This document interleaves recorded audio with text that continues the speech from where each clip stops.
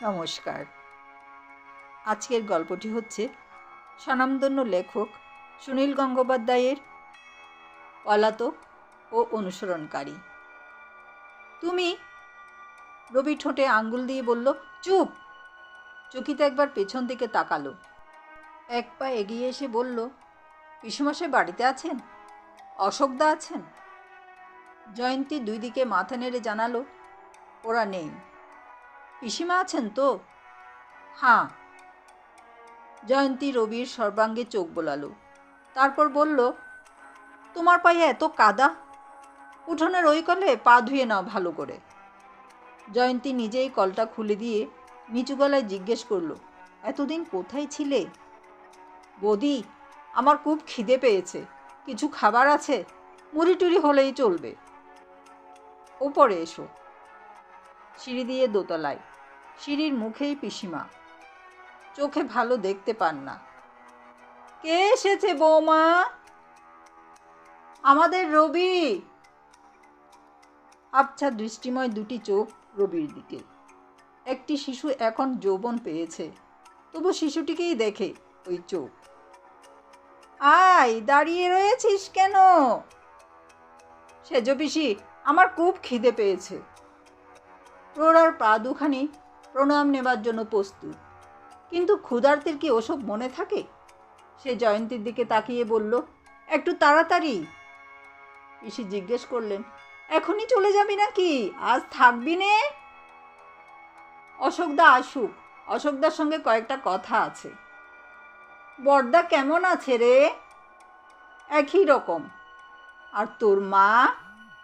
অনেক দিন চিঠি পাইনি। রবি রেগে গিয়ে কড়া গলায় বলল, বলছি না আমার খিদে পেয়েছে, খাবার টাবার কিছু দেবে কিনা বলো, নাকি শুধু জেরাই করবে? ছেলের মেজাজ কি? কদিন ধরে খাসনি? এক বাটি মুড়ির সঙ্গে পেঁয়াজ, লঙ্কা, চানাচুর মিশিয়ে মোটামুটি সুখাদ্যে পরিণত করে নিয়ে এলো জয়ন্তী। রবির হাতে তুলে দিয়ে বলল, এখন এটা খাও, লুচি ভাজছি এক্ষুনি। এতেই হবে, লুচি টুচি ভাজতে হবে না। চায়ের জল বসায়?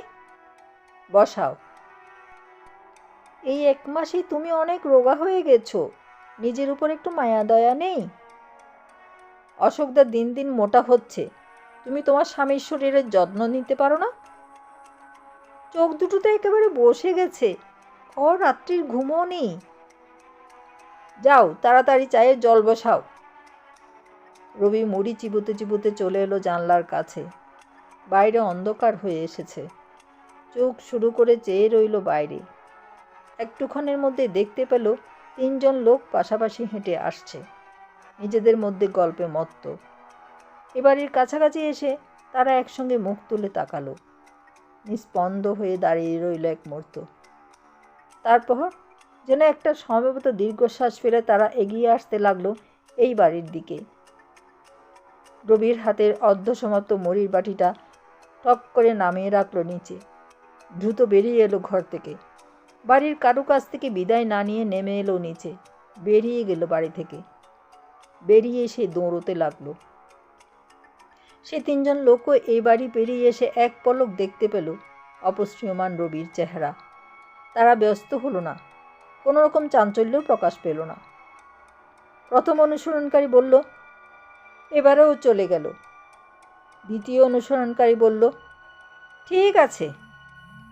তৃতীয় অনুসরণকারী পকেট থেকে একটা কাগজ বার করে চোখের সামনে রেখে বলল, এবার কোথায়, দমদম না শ্রীরামপুর? প্রথমজন বলল, দমদম।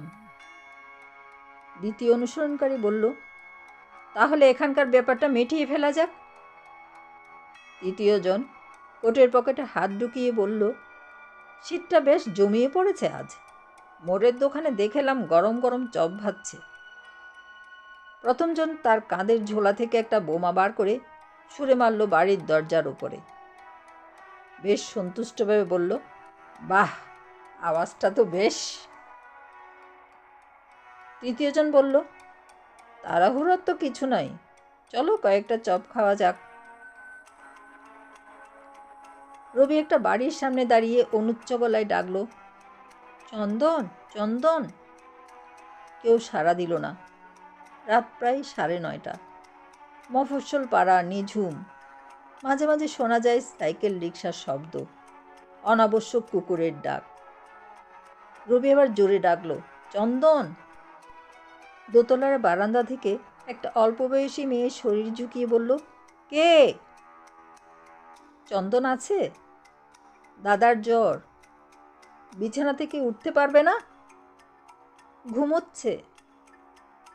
একবার দরজাটা খুলে দাও। আপনার নাম কি? দরজাটাকে খুলে দাও। রবি ঝট করে পেছন ঘুরে দাঁড়ালো। দুটো সাইকেল রিকশা তখন বড় রাস্তাটায় সদ্য থেমেছে। দরজা খোলার জন্য অপেক্ষা করতে পারল না রবি। দৌড়ে অন্ধকারে মিলিয়ে গেল। সেই 3 জন এসে দাঁড়ালো বাড়িটার সামনে। প্রথমজন বলল, ভেতরে ঢুকেনি, আমি দেখেছি। প্রথমজন কোনো কথা না বলে এগিয়ে এলো দরজার সামনে। সে ধাক্কা মারবার আগেই দরজা খুলে গেল। একটা 14-15 বছরের মেয়ে, সদ্য শাড়ি পরা ধরেছে, এখনো ভালো করে শেখেনি। দ্বিতীয়জন শান্ত গলায় বলল, চন্দনের সত্যি জ্বর হয়েছে? মেয়েটি বলল, আজ 104 উঠেছিল। আপনারা কোথা থেকে আসছেন? রবিবাবুর কাছ থেকে। তোমার দাদাকে একটু দেখে আসবো। এখন তো ঘুমোচ্ছে। আচ্ছা যাক।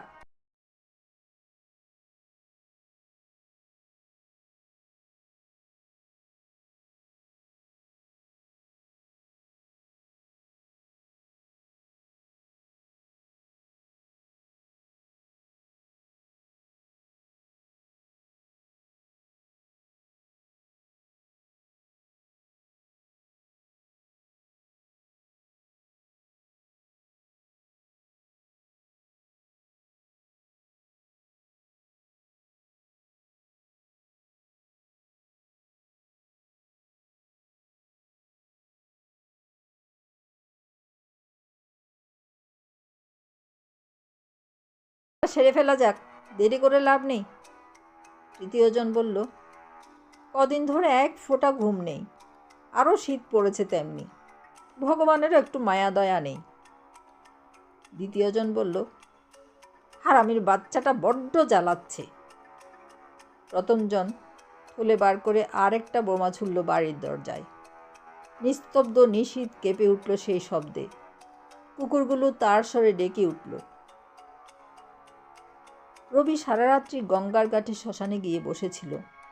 মাঝে মাঝে ঘুমের ডুলনি আসতেই সে উঠে একটু পায়চারি করে নিচ্ছিল, কখনো দাঁড়াচ্ছিল চিতার ধারে। সারা রাত ধরে 4টে চিতা জ্বলছে। লোকজনের আনাগোনার বিরাম নেই। কারোর তাকে কোনো প্রশ্ন নেই। চিতার ধোঁয়ায় সর্বক্ষণ তার চোখ ছলো ছলো। অনায়াসেই তাকে শ্মশান যাত্রীদের অন্যতম মনে করা যায়। বহুদিন কারোর মৃত্যুতে তার চোখ দিয়ে জল পড়েনি। বিশেষত শ্মশানে এলে মনে হয় মৃত্যু নিছক একটা নির্লিপ্ততার ব্যাপার, এর কোনো ভালো বা মন্দ দিক নেই। রবি তার গেঞ্জিহীন বুকে হাত রাখে। হঠাৎ তার নিজেকে আদর করতে ইচ্ছে হয়। নিজের বুকটা অন্যের বুক মনে করে হাত বুলোয়। ভোর হবার পর স্নানের পুণ্য অর্জনকারীদের ভিড়ে মিশে গিয়ে সে হাঁটতে হাঁটতে চলে আসে হাওড়া স্টেশন। শ্রীরামপুরের ট্রেন ধরে। সুশান্ত তখন বাজারের থলে হাতে বেরোচ্ছিল। রবি তাকে বলল, আমি আজ এখানে থাকব। সুশান্ত ইতস্তত করে বলল, দিল্লি থেকে আমার বাবা আসছেন এখানে। রবি বলল, আজকের দিনটা অন্তত থাকতেই হবে আমাকে। খোকন আছে ঘোষাইপাড়ায়, ওদের কাছে খবর পাঠাবো? না, কোনো দরকার নেই। সারাদিনটা রবি পড়ে পড়ে ঘুমালো। অনেক দিনের ঘুম পাওনা ছিল তার। মাঝখানে উঠে শুধু একবার স্নান করে খেয়ে নিল। স্নান করলো অনেকক্ষণ ধরে। খেতে বেশি সময় লাগলো না। তার শার্ট ও প্যান্ট এত দূর অপরিচ্ছন্ন হয়ে গিয়েছিল যে স্নান করে উঠে ওই পোশাক আর পরা যায় না। সুতরাং তাকে পরে নিতে হলো সুশান্তর ধুতি, পাঞ্জাবি। এখন অন্যরকম দেখাচ্ছে তাকে। সে বলল, অন্যরকম পোশাক পরার মতন আমি যদি অন্য একটা মানুষ হয়ে যেতে পারতাম। এই বলেই সে আবার ঘুমিয়ে পড়ল। ঘুমিয়ে ঘুমিয়ে একটা জাহাজের স্বপ্ন দেখল। ঘুম ভেঙে উঠে রবি দেখল বাইরেটা অন্ধকার হয়ে গেছে। সন্ধে এখন গাঢ়। সে আশ্রয় পেয়েছে ছাদের একটি ছোট ঘরে। চটপট উঠে ছাদ থেকে উঁকি দিয়ে দেখে নিল চতুর্দিকে কেউ নেই। তখন সুশান্তর স্ত্রী রূপা তার জন্য চা নিয়ে এসেছে। চায়ে চুমুক দিয়ে রবি জিজ্ঞেস করল, আপনার কাছে অ্যাসপিরিন বা ওই জাতীয় কিছু আছে? না তো, আনিয়ে দেব? থাক, সন্ধ্যের পর রোজে এক ধরনের মাথার যন্ত্রণা, আবার কমেও যায় আপনি আপনি। সুশান্ত ফেরেনি অফিস থেকে? আর একটু বাদেই ফিরবে। আপনি এখন নিচে যান, সুশান্ত এলে পাঠিয়ে দেবেন। আপনি এখন কিছু খাবেন? আমাকে সাদাসাদি করে কেউ কখনো খাওয়ায় না। খিদে পেলে আমি চাইব। বাড়িতে মুগের ডাল আছে? এবেলা রাঁধতে পারবেন? বহুদিন খাইনি। আপনার বাড়িতে? আপনি নিচে যান, আমি একটু একা থাকতে চাই। ঘরের আলো না জ্বালিয়ে রবি গুম হয়ে বসে রইল দেওয়ালের দিকে। একবারও দৃষ্টি ফেরালো না। বেশ কিছুক্ষণ পরে সে একটু নড়ে উঠে দুহাতে চেপে ধরল কপালের দুপাশের রগ। সুশান্ত এসে বলল, কী রে, আলো জ্বালিস নি যে? রবি বলল, অনেকক্ষণ ধরে একটা কুকুরের ডাক শুনতে পাচ্ছি। ছেলেবেলায় আমি একটু কুকুর পুষেছিলাম। তার ডাক ঠিক এইরকম, অবিকল এইরকম। সেই কুকুরটা এখন কোথায়? তখন আমরা শিবসাগরে থাকতাম। কুকুরটা ছিল আমার সব সময়ের সঙ্গী, খুব বাধ্য ছিল আমার। হঠাৎ কি হলো, সেটা খুব অবাধ্য আর রাগী হয়ে গেল। সবাইকে ভয় দেখায়। মা বাবা বললেন কুকুরটা পাগল হয়ে গেছে। আমি কিছুতেই মানতে চাইনি, কিন্তু ওরা কুকুরটাকে আর বাড়িতে রাখতে সাহস করলেন না। একদিন ওকে ভুলিয়ে বালিয়ে নৌকায় চাপিয়ে নদীর একটা চড়াই রেখে আসা হলো। সেই চড়াটা মাঝে মাঝে জলে ডুবে যায়। সেই থেকে কোনো নির্জন জায়গায় কুকুরের কোনো ডাক শুনলেই, তুই এখান থেকে কোথায় যাবি? জানি না। এখানে থাকতে পারিস 2-1 দিন। এই ঘরটা তো কোনো কাজেই লাগে না। রবি এক দৃষ্টে তাকিয়ে রইল সুশান্তের দিকে। হঠাৎ সদর্পে বলল, মাথার উপর ছাদ না থাকলেও আমার কিছু আসে যায় না। ঘরের কথা চিন্তা করে আমি রাস্তায় বেরোইনি। সুশান্ত কড়া গলায় বলল, এবার আমাদের রাস্তা বদলাতে হবে। তুই যে পথে যাচ্ছিস সেটাকে রাস্তা বলে না, বলে এঁদো গলি। তোর বাড়িতে গ্রামোফোন আছে নিশ্চয়ই? হঠাৎ এ কথা কেন? সুখী গৃহকোণ, শোবে গ্রামোফোন, এ না হলে মানাই না। এর নাম বোকা অহংকার। রূপা এসে সুশান্তকে বলল, তোমাকে 3 জন লোক ডাকতে এসেছেন। রবি তড়াক করে চলে গেল ছাদের পাঁচিলের কাছে। সন্তর্পণে উঁকি দিয়ে ফিরে এসে শান্তভাবে বলল, তোদের বাড়ির পেছন থেকে বেরোবার কোনো রাস্তা আছে? সুশান্ত রবির হাত চেপে বলল, তুই চলে যাবি? একদম সময় নেই। তোকে যেতে হবে না, আমি গিয়ে ওদের সঙ্গে কথা বলছি। অত ভয়ের কি আছে? ভয় না, ঘৃণা। একদম সময় নেই। রূপা বলল, আপনি এরকম করছেন কেন? পাশের বাড়িতে টেলিফোন আছে, আমি থানায় খবর দিচ্ছি। রবি রূপার দিকে একবারও তাকলানো পর্যন্ত। সে ছাদের উল্টো দিকের পাঁচিল টপকে 5 দৌড়ে ঝুলে পড়ল। একটু দূরে প্রবল ট্রেনের শব্দ। প্রথম অনুসরণকারী বলল, এদিকে রাস্তার বাড়ির নম্বরগুলো একেবারে উল্টাপাল্টা। 37-এর পর 52, বিচ্ছিরে ব্যাপার।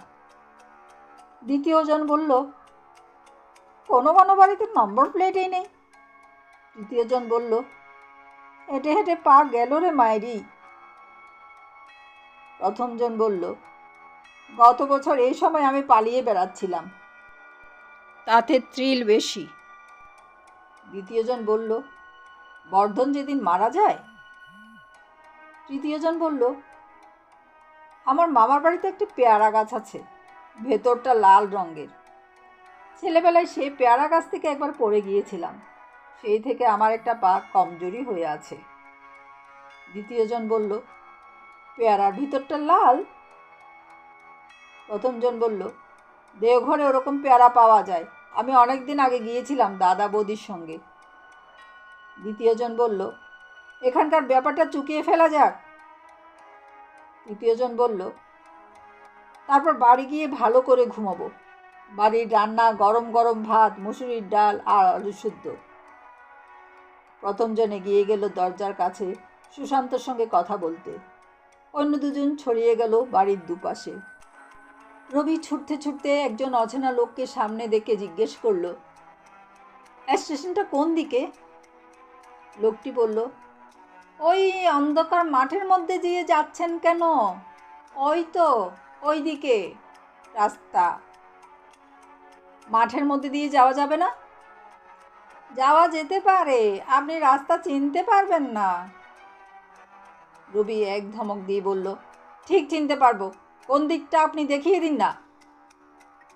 ধমকে দবে না গিয়ে লোকটি বলল, আপনি যখন অন্ধকার মাঠের মধ্যে দিয়ে যেতে চান তখন নিজেই রাস্তা খুঁজে নেন। রবি লোকটির দিকে রুক্ষ দৃষ্টি নিক্ষেপ করে আর কথা না বলে দৌড়তে লাগলো। সে মেপে মেপে নিঃশ্বাস নিচ্ছে। তাকে সহজে ক্লান্ত হলে চলবে না, সে এখন একা। কিন্তু পৃথিবীর হাওয়ায় বহু মানুষের নিঃশ্বাস মিশে থাকে, এমনকি যারা বেঁচে নেই তাদেরও নিঃশ্বাস বাতাস থেকে হারিয়ে যায় না। পেছন দিকে মাঝে মাঝে তাকাচ্ছে আর সামনের দিকে ছুটে যাচ্ছে রবি। শীতের রাত্রিরও তার শরীরে ঘাম। হঠাৎ সে সামনে একটা দেওয়ালে ধাক্কা খেল। দেওয়াল নয়, তিনজন মানুষ নিপুণ হাতে তারা রবিকে আঁকড়ে ধরে নিশ্চল করে দিল। রবিও ছটফট করল না, দু হাতে মুখ চাপা দিল শুধু। প্রথমজন রবির মুখ থেকে হাত সরিয়ে নেবার চেষ্টা করে বলল, কিরে রবি, চিনতে পারিস? দ্বিতীয়জন বলল, বর্ধনকে তোরা তিনজন? শালা, অনেক ভুগিয়েছিস। রবি কোনো কথা বলল না। আকস্মিকভাবে তার মনে পড়ল, তার ছোট বোনকে ছবি আঁকার এক বাক্স রং পেন্সিল পাঠাবার কথা ছিল। 2-3বার চিঠি লিখেছে। ছুরি চালাবার কাজটা সমাধা হলো নিঃশব্দে। মাটিতে পেড়ে ফেলে রবির বুক পেট ফালা ফালা করে দিয়ে ওরা তিনজন রবির শেষ নিঃশ্বাস সম্পর্কে নিশ্চিত হতে চাইল। পৃথিবীর বাতাস ব্যবহার রবির ততক্ষণে শেষ হয়ে গেছে। এই সময় দূরে একটা কলরব শোনা গেল। 8-10 জন লোক এদিকেই ছুটে আসছে। এই তিনজন সেদিকে একটু বিমূঢ়ভাবে তাকালো। ওরা কি তাদের অভিনন্দন জানাতে আসছে না ধরতে? উভয় ক্ষেত্রে চিৎকারটা প্রায় একই রকম হয়। এই তিনজন কোনো ঝুঁকি নিল না। তৎক্ষণাৎ এরা উঠে দাঁড়িয়ে ছুটতে লাগলো। পালাবার সুবিধের জন্য তিনজন তিন দিকে। অবিলম্ব সেই দলটি এখানে এসে পৌঁছলো। ভূতপূর্ব রবির দিকে এক পলক তাকালো শুধু। তারপর শোনা গেল এক প্রতিজ্ঞার উচ্চারণ। এই দলে ছিল 9 জন ব্যক্তি। এরা তিনজন করে 3টা দলে ভাগ হয়ে ছুটতে শুরু করলো 3 দিকে। একটু আগে যে ছিল প্রথম অনুসরণকারী, এখন সে প্রথম পলাতক। তাকে যারা তাড়া করে আসছে তাদের মধ্যে প্রথম অনুসরণকারী। তৃতীয়জন অনুসরণকারীকে বলল, যাবে কোথায়? পকেট থেকে কাগজটা বার কর, দেখে নে। এইভাবেই চলতে থাকবে। খুনের বদলে খুন, রক্তের বদলে রক্ত। চলতেই থাকবে, চলতেই থাকবে। গল্পটি কেমন লাগলো আপনাদের? প্লিজ কমেন্ট করে বলবেন। আর আরও সুন্দর সুন্দর গল্প পেতে চাইলে চ্যানেলটি সাবস্ক্রাইব করে পাশে থাকুন। ধন্যবাদ।